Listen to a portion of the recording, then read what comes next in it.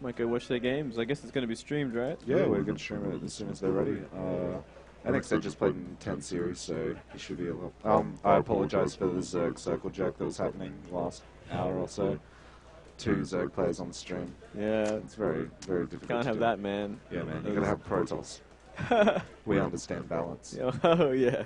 Yeah. Oh, I need to take this hood off, actually.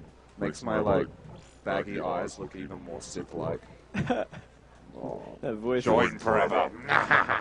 It sounds very Zergy, to be honest. Thank you. Zergy voice. Yeah. But what Zerg unit would I be? I don't think I'd be a Zerg unit at all. You'd be like a male version of the Queen, the King.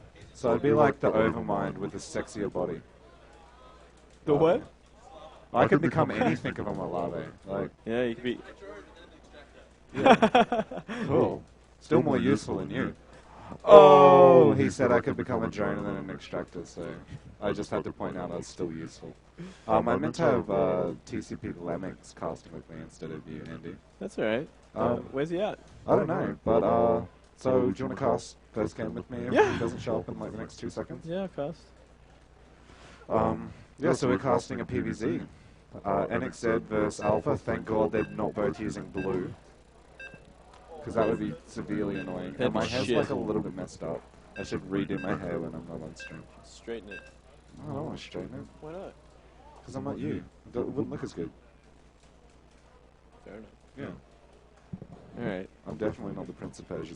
I'm the extractor Protoss. Your extractor's a drone, man. Yeah, man. The extractor drone. You can become anything.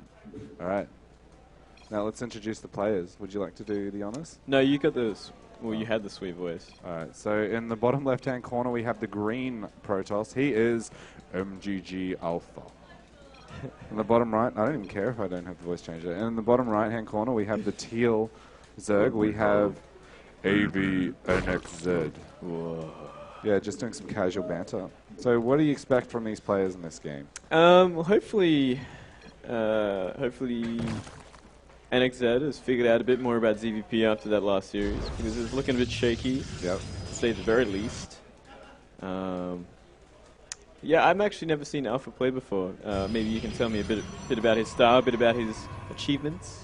Well, Alpha's kind of a weird character when you play against him. Like, the people that are familiar with playing against him know that he does very wonky styles.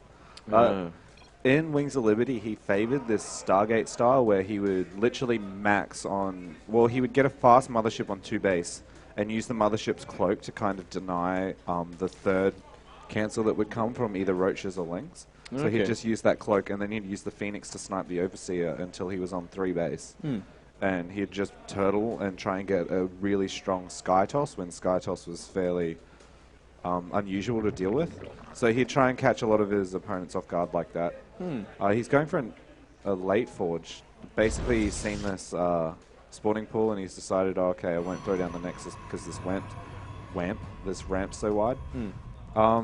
He's going to deny this. He always pylons. Sometimes he double pylons. It really depends on his mood. That's the first one. Yeah, well, he lets this pylon finish. Usually he doesn't let the third pylon down here finish, though. That's a good idea. You don't want to invest 200 minerals. Well, that's it, and you're kind of encouraging like a very fast speeding all-in or some kind of all-in where... Looks like he's going to get the hatchery up here, though, if he's... Oh, no. he just misses out. Too slow, son. He'll cancel had this that queued up. Yep. Yeah, So cancel that. Yep. And straight away. We've got the Nexus that will come up very shortly. Usually on 19 supply, that's what he's done so far this tournament. He's invested. Yeah, he's waiting a while. He might want to get a cannon, because Zergling's already on the way. You might want to be careful about that. Well, he's probably going to rely on the fact that this player is going to destroy this pylon first before he goes to poke. It's risky business, man. So the Nexus goes down, and he's probably going to get cannon and pylon, which is typical of Alpha. Alpha likes to play very safe. If he goes gate. That is very risky. It must be because he saw the Zerglings attacking the pylon. He's like, okay, I'm not going to get dead. Yeah, he feels like he has time now. I ain't getting deaded. And of course, NXZ was watching his games earlier, so maybe NXZ will scout this area for any proxies. Yeah, yeah. In the main, we've just got the Odin there chilling, waiting to see the gas timing. The gas hasn't gone up yet. It's pretty standard to get double gas around 20 supply though, so I wouldn't be too surprised if we saw him just throw down 2 gas geysers. I didn't agree with him being supply blocked and having that probe and Q when he could have thrown up at least one of his gases. Yeah. There was a little bit of a macro mistake there by... Two gates. Two gates is interesting. Is he going to cancel one? I really feel like he will and put a cybernetic score there. And yep. Yeah. Well, that was just a wall off to make sure that those lanes definitely didn't get in. Fair enough. Fair enough. All right, so we've got the three triple hatch. Third one's just over halfway finished. He's not doing any gas timing, so we're not going to see a similar game to what he played versus Eros, where Eros tried like 3 Baneling busts and one of them worked. Okay.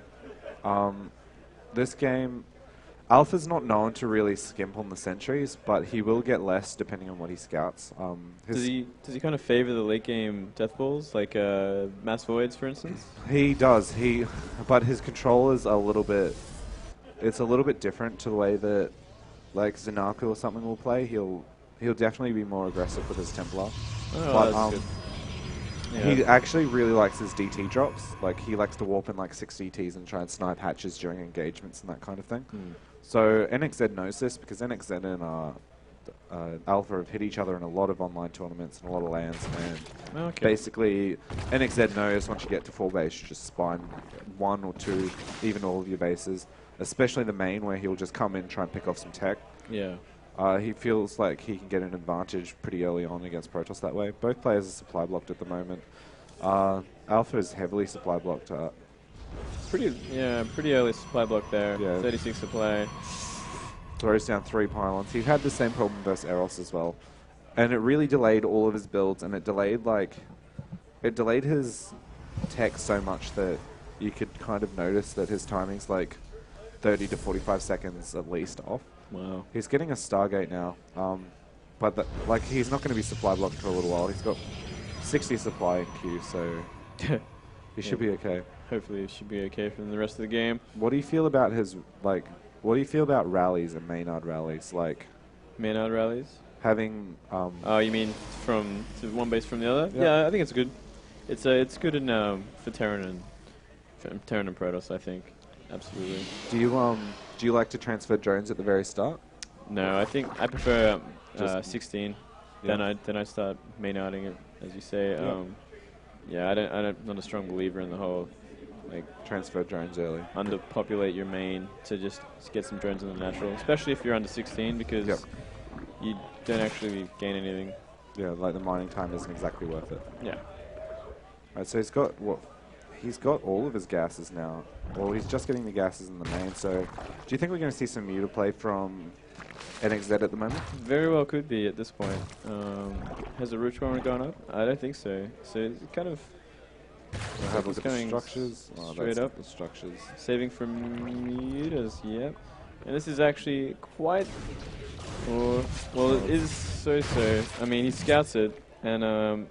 if he's smart, he'll maybe put down an extra Stargate and go like 2 Stargate Phoenix into Colossus, which I think would absolutely crush. Yeah, he started his Fleet Beacon first. I think he's going to get that range on his Phoenix. Ooh, that's sexy. I like that. He's definitely committing to Phoenix, though, when he's doing this. And like he's also going to...